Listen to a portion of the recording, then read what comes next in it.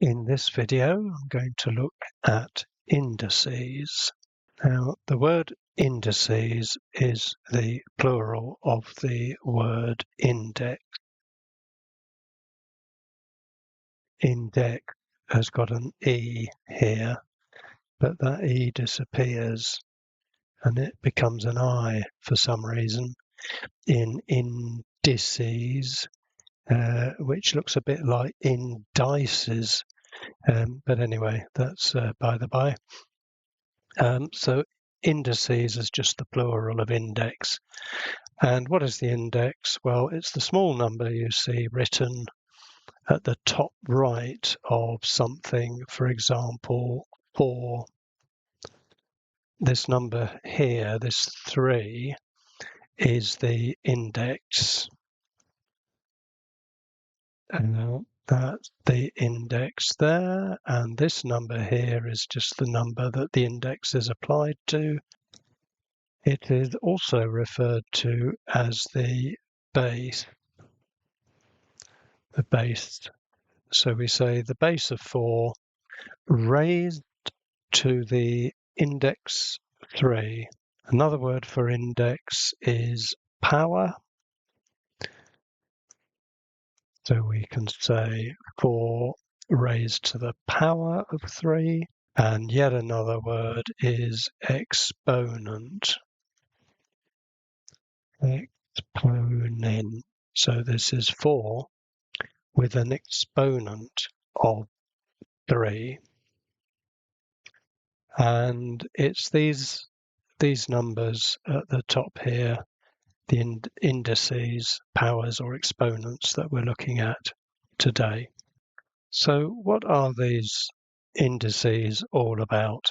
Really, it's a kind of shorthand that saves us writing, for example, a number like 7 times 7 times 7 times 7.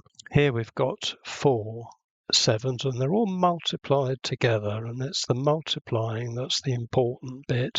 It doesn't work if it's adding or subtracting. Dividing does come into it. We'll have a look at that a little bit later. But 7 times 7 times 7 times 7. And what we do is we can write that as 7 with an index of 4. And the reason it's 4 is because there are 4 of these 7s here being multiplied together. That's 1, 2, 3, 4. And that lets us write 7 to the power of 4. If we had 11 times 11 times 11 times 11 times 11 times 11, we'd write that as 11 with an index of, let's count them, 1, 2, 3, 4, 5, 6. Okay, so 11 raised to the power of 6, or 11 with an index of 6, or with an exponent of 6. And really, that is the crux of the whole matter with indices. Now, these numbers have to be the same. Of course, 11 in this case and 7 over here. We can't do 1 times 2 times 3 times 4 and go, oh, look, we've got 4 of these. So it's something raised to the power of 4. What are we going to put in here? Well, we can't put 1 in or 2. We can't put 1 in because we've got different numbers. We can't put 2 in because we've got different numbers. So it only works if all the numbers are the same. And the implication is that they are being multiplied. So when we see, for example, 6 to the power of 5, we can simply write that as 6 times 6 times 6 times 6 times 6. Make sure I've written it down 5 times. 2, 3, 4, 5. Yep, that's right. So that's really what that means. So as a reminder, we can use the letter A to represent any number. A times A times A equals A cubed, or to make it even more general, A1 times A2, and these little subscript numbers here, these sub means below. This is written below A, the 1 is written below A, just numbers these A's. So that's the first one, that's the second one, that's the third one, times, and then we go on, and eventually we have a n. Now, we don't know what n is. It could be 100, it could be 160, it could be 3, it could be anything. But because we started at 1, and we know we've got n of them, this dot dot dot means, and all the other numbers, 4, 5, 6, 7, so on, up to this last one, which is the nth number. And that is just written as a to the n, a raised to the power of n. So if you're going to write anything to remember what this means, that is the most concise, whoops, I've cut through my n there, concise way of writing it as a reminder of this sort of rule. This is sometimes called one of the rules of indices. There are lots of implications that result from that fairly basic analysis of what it is. One of those is the following. So let's say we have A times A times A. That's A cubed. Cubed means raised to the power of 3. And we've got A times A, and that is A squared. So what then do we get if we have A cubed times A squared? So if we write out all the A's involved in this, the A cubed we know is A times A times A, and that's being multiplied by A squared, which is the A times A. And looking at what we've got here, A times A times A times A times A, is simply A to the power of 5, because there are 5 A's here. The fact that these 3 came from one side and these other 2 came from the other side doesn't make any difference. This is just written very much as we've got up here. So it doesn't really matter. And so what we can see is that A cubed times A squared means the index of 2, equals A to the 5. So clearly the 3 and the 2 have been added to give us A to the 5. They haven't been multiplied. We don't multiply these indexes in this case. 3 times 2 is 6, but we haven't got 6 A's. We've got 3 from the A cubed and 2 from the A squared, and we've ended up with 5. So clearly they've been added. Every time we add another A in our line of A's, we're adding 1. So the indexes are adding. So that's the one of the rules of indices, and we can summarize that as A with an index of m times, and it's got to be times, A with an index of n is equal to A with an index of m plus n. The A's are being multiplied together, but the indices are being added. It's very important that we only add the indices in this case. So that is another important rule to summarize what's going on here. Now let's have a think about what happens if we do some division. Supposing we have the number A to the 5, and it's divided by a squared. Using our basic understanding of what the indices are, that's A times A times A times A times A. 1, 2, 3, 4, 5. Yeah, that's right. Over A times A, that's A squared. Yeah, that's right. Now what's going on with this? Well, we can do some cancellation. We can cancel that A with that A, that A with that A, and that leaves us with nothing on the bottom, so that's just 1, and we don't bother writing 1 when it's the denominator. And on the top we've got A times A times A, A times A times A, and that is A cubed. So it looks as if we have subtracted the 2 from 5 to give us the resultant index of 3. And that is indeed the case. If you want to practice doing this with some other numbers, you'll find that you're always subtracting, because what's on the bottom cancels with what's on the top, so it sort of does away with as many of these things on the top as there are things on the bottom, and that's why it's subtracts from what you're left with on the top.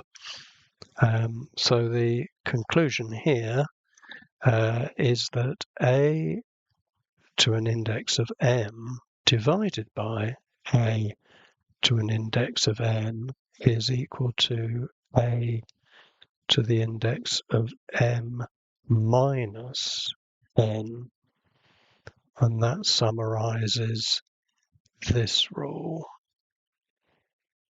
Next, we look at what happens if we've got A cubed divided by A squared. If we apply this rule here, is equal to A to the 3 minus 2. That's our m minus n. And 3 minus 2 is 1. But we know if we write this out longhand, whoops, forget that. A times A times A, that's the A cubed on the top. A times A, that's the A squared on the bottom. We do some cancelling, those two go, equals A. So using the rule, we've got A to the 1.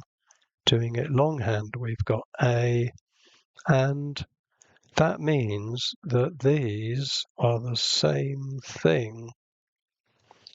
So A equals A with an index of 1.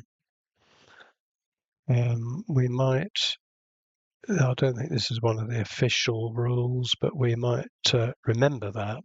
So whenever we write a number like 23, for example, we can imagine it's got a little invisible index of 1 here, because there's one of them. Sometimes it is important to remember this imaginary index of 1. So that's that rule. Always remember that anything to the power of 1 is just that thing. And if we do that with A cubed over A cubed, so here the two indices are the same.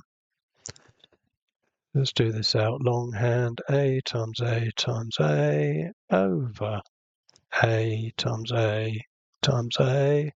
There's our A cubed on the top, there's our A cubed on the bottom. Do some cancelling. So that just goes 1 time, we're left with 1. And if we apply the rule, which here says it's going to be m minus n, we end up with A to the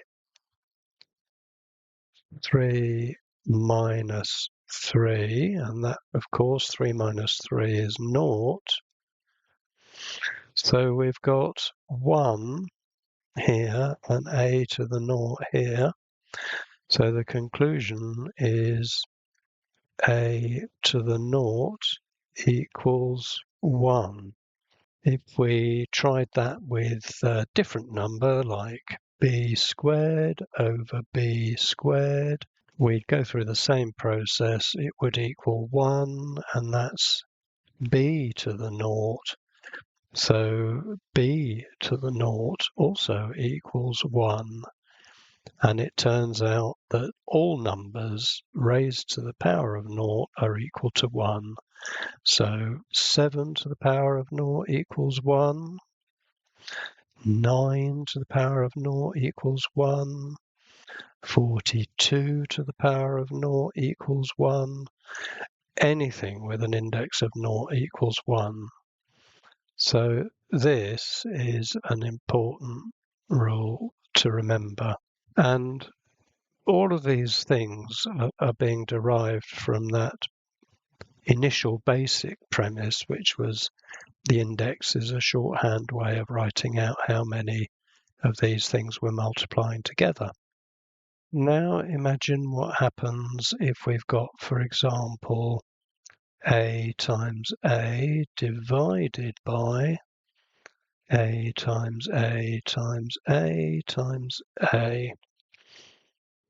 And we can write that in index form as a squared over a to the 4. And we know that's equal to a to the 2 minus 4. And that is equal to a to the minus 2. So negative index. And if we do a little bit of cancellation on this, we can see we've got those a's cancel, those a's cancel, and we're left with 1 on the top over a times a, and that's equal to a to the minus 2. If we had a on the top and a squared or a times a on the bottom, we'd cancel. That would give us 1 over a. In index form, the top index is 1, the bottom index is 2, so we've got 1 minus 2 equals a to the minus 1. So 1 over a equals a to the minus 1. And you can try this with different quantities on the top and bottom and do the cancellation, and you'll find the same results, which can be summarized as 1 over a to the m is equal to a to the minus m. So that is another very important rule. And you may recall seeing negative indexes when you do the writing of units, particularly things like speed. As you know, speed is written as meters per second, or in different units, kilometers per hour or whatever, but let's stick with meters per second. And that, because this is m over s, that's sometimes written as m s with an index of minus 1. And this minus 1 index only applies to the s. It doesn't apply to the m. If we were going to want it to apply to both, we'd have to put them in a bracket like that and then put the index outside. But that's not what we've got. The index of minus 1 only applies to the s. And as we know, anything with a negative index of m means it's 1 over that thing to the positive index of 1. So this s is reflected here as being on the bottom. Next, we look at the case where we have, for example, a cubed, and that's in a bracket, and the whole thing is to the power of 4. What do we do in this case? Well, this power of 4 tells us that everything inside the bracket is being multiplied by itself 4 times. And what we've got in the bracket is a cubed times a cubed times a cubed times a cubed. And that's the first, second, the third, and the fourth. So we've dealt with that power of 4. And this a cubed is a times a times a. This a cubed here is a times a times a. This a cubed is a times a times a. And the last a cubed is also a times a times a. So if I just underline these in their groups where they've come from, and what we can see is that this lot is equal to a to the power of 1, 2, 3, 4, 5, 6, 7, 8, 9, 10, 11, 12. And for every index we've got here, we've written out as many as we've got inside. So these are multiplied together. So this is the 3 times 4, which gives us 12. So if you play around with some other numbers, you come to the same conclusion, which can be summarized as a to the m with a bracket, and the whole thing is to the index of n, is equal to a to the m times n. So there's no plus here. We don't add the indices. We actually multiply them. And we only do that where both indices are applying to the same thing. In this case, this poor little a here is being raised to the power of m, and that's being raised to the power of n. And that's not the case if we look back at what we had initially, where we are simply adding these indices, because the 2 is only operating on this a here.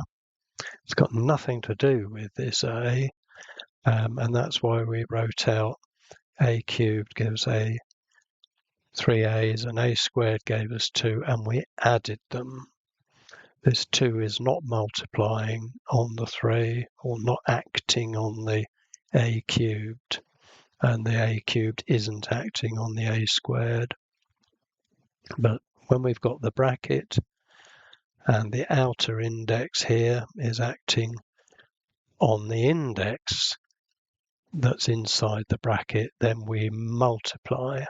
And it can be quite useful sometimes to remember. Oh, let's put a box around this first, because that's an important result. So if we've got, for example, a to the 6, we can write that, I mean, if we wanted to, as a to the 3 times 2, and we could write that then as a squared, all cubed, or a cubed, all squared. It doesn't matter which way around these goes, but in some problems it can be helpful to write it in one or other of these forms. It may allow us to do some commoning up or cancelling or something like that. Could be useful. Now we look at a situation. Let's do this in numbers first. Let's say we have the number 4, and we want to know 4 times 4. We want to know what indices we need to put here to make this true. Well, 4 is 4 to the power of 1. So using the first rule, which if you remember is a to the m times a to the n equals a to the m plus n, then what we're looking for here is this first index and this second index to add up to 1, and they should be equal as well, because there's no, well, they don't have to be equal, but in this case I'm saying let's have them equal. So we're looking for numbers, two numbers that are the same, that add to give 1. And if you have a think about that, you might come to the conclusion that the answers are a half. So 4 to the power of 1/2 times 4 to the power of 1/2 is equal to 4. And also, we've now got two equal numbers, 4 to the power of a half, 4 to the power of a half. We're thinking what two numbers, because these are the same, what two numbers that are the same equals, when multiplied together, 4? Well, clearly it's 2 times 2 equals 4. So 4 to the power of half is 2. And the conclusion we come to is that 4 to the power of a half is the square root of 4. I don't want this to look like I've got some fractions going on here, so I'm going to get rid of those lines. Let's just get rid of that and that. Yep. So what we say is 4 to the half is equal to the square root of 4.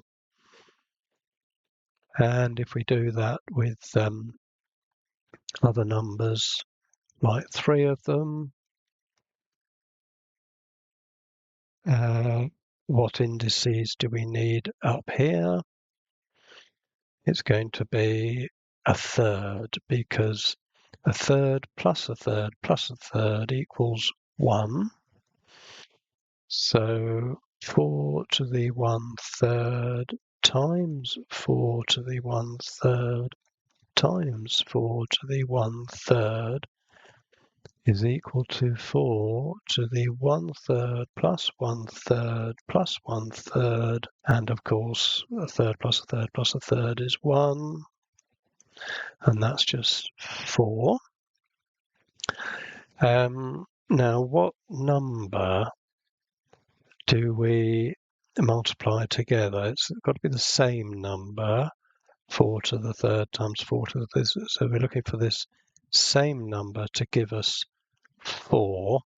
The answer is it's the cube root of 4. This little 3 outside this root sign indicates it's the cubed root, or third root of 4. And that is equal to 4 raised to the power of 1/3. So this one and this one, and you try this yourself with other numbers, but this leads to the conclusion that a to the 1/m is equal to the mth root of a. And that's another important rule to remember. And we can, of course, combine these rules. For example, we can have a to the minus 1 over m. The minus tells us that the whole number really belongs on the bottom of a fraction with a 1 on the top. And we looked at that here. A to the minus m, in this case I've got my m is fractional, but it doesn't matter, is 1 over a to the positive, whatever that m was. So I know here that my a to the minus 1 over m is equal to 1 over a to the positive, whatever this index was. Well, it was 1 over m. And that's equal to 1 over the mth root of a. So that's a combination of two of these rules together. So a couple of other points. Let's say we've got a times a times a times b times b times b. And that's equal to this. A is a different number to b, so that we could have 3 times 3 times 3 times 7 times 7 times 7. But that's a cubed times b cubed. Now I could write this in a different order. I could go a times b times a times b times a times b. And that gives me here three things that are all the same. So I could write that as a times b raised to the power of 3, or just ab. And I have to put it in a bracket because otherwise it would look like the index of 3 was applying only to the b and not to the a, but it does apply to both. So what we've got here is a cubed times b cubed. Because the index is the same in both cases, I can write that as ab cubed. Oops, I've forgotten my bracket. So because that's now the same as what I've got down here. But that's a useful thing to remember. And where this comes in quite handy is when you're faced with something like, for example, the square root of 6 times the square root of 11. And we want to simplify this a little bit. Well, what we've got here is 6 to the power of a half times 11 to the power of a half. The indices are the same. So because of this, we can write that as 6 times 11, put the bracket round, to the power of a half. We could do that in our head. It gives us 66 to the power of a half, which of course is the square root of 66. So we can do that simplification from this. So let's summarize that and put a box around it. A to the m times b, different number, but it's got to be to the same m, equals ab in a bracket to the m. So here the m's applying to both of them. Sorry about that.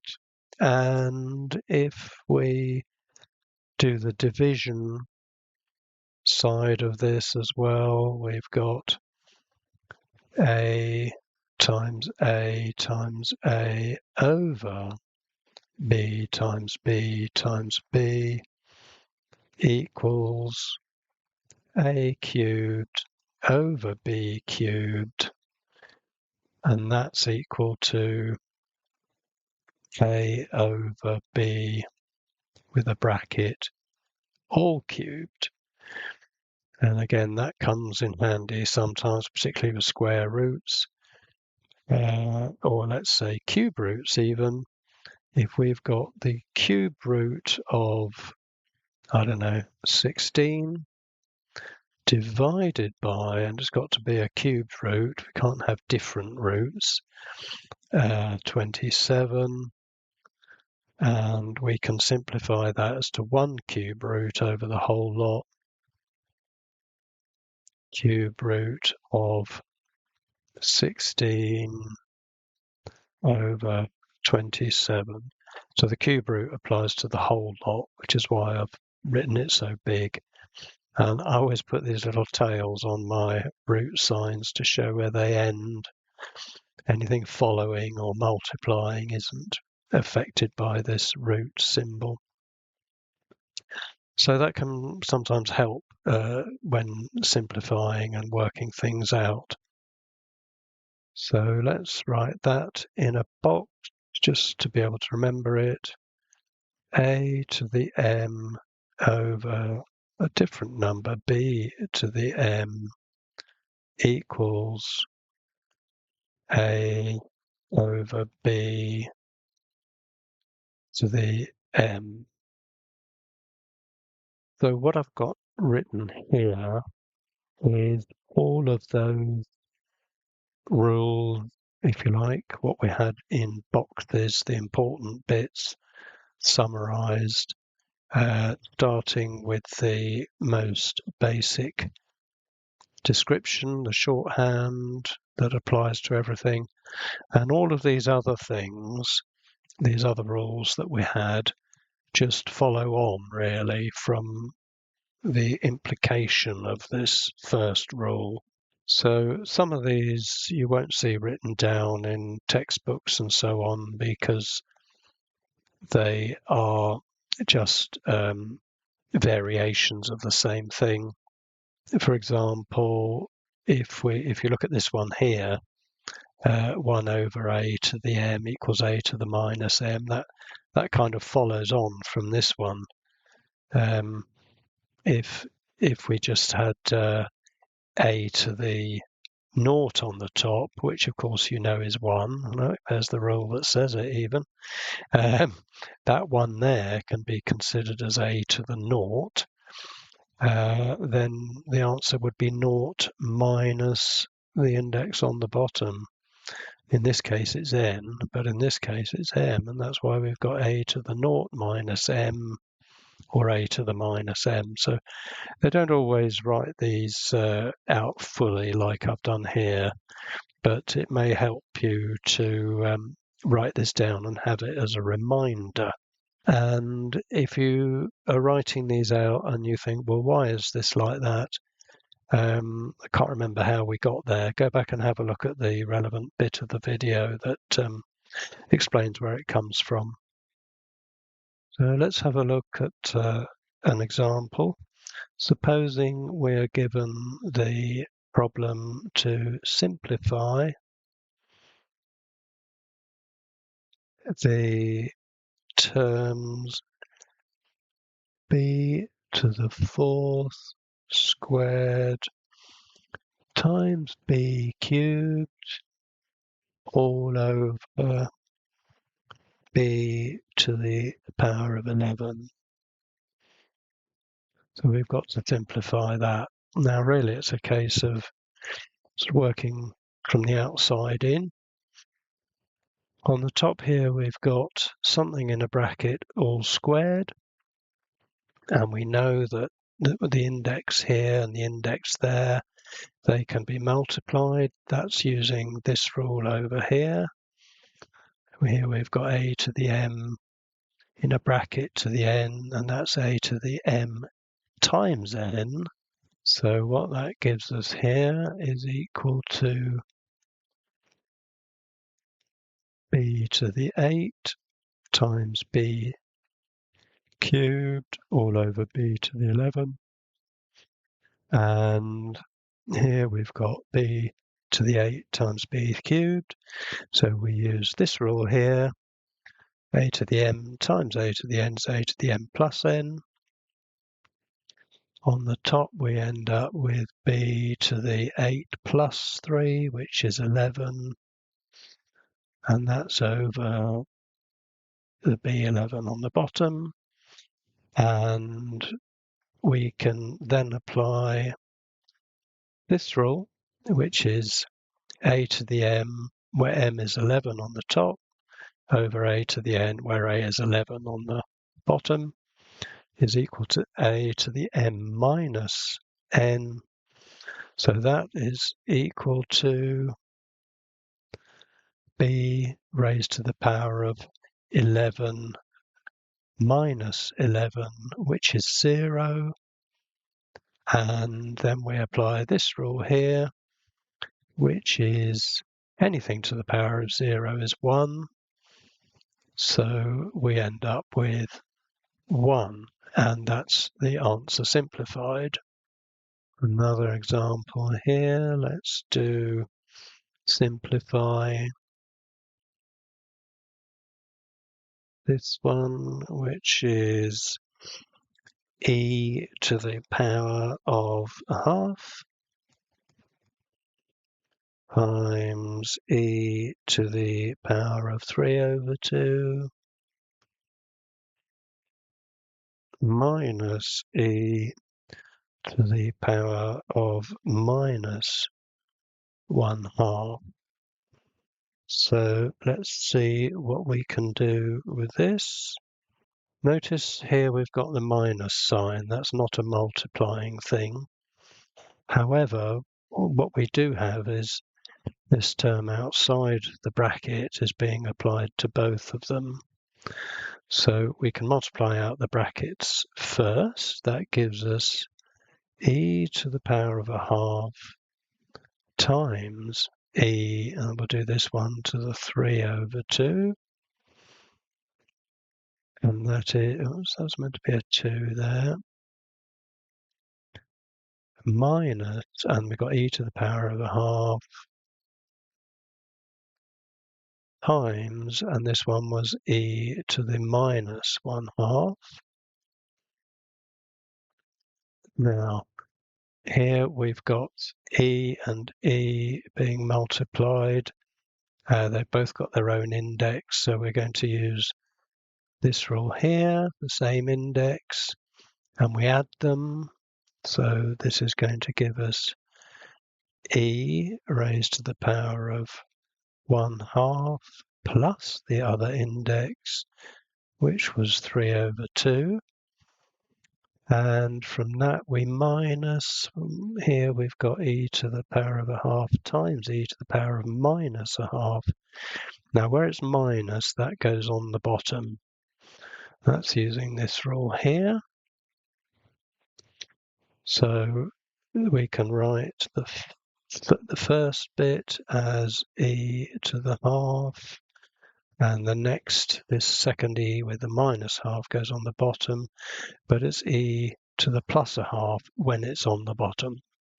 So then that gives us 1/2 plus 3/2 gives us 4 over 2, which is 2. So that's e squared, and that's minus, and here we've got, well, whatever's on the top is repeated on the bottom. So there's, if we do the division, we end up with 1. Anything divided by itself is 1. So that's e squared minus 1, and we can't get it any simpler than that. So that is the answer. One last example. This one is evaluate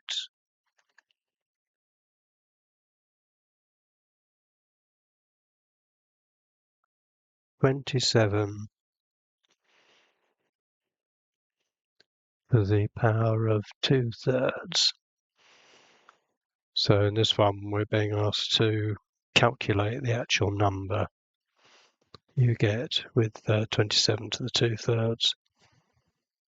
So when you're faced with these, the easiest thing to do is separate this index. We can use this rule here, and we can write 27 to the 2/3 as 27 squared 1/3, because 2 times 1/3 is 2/3, or 27 to the 1/3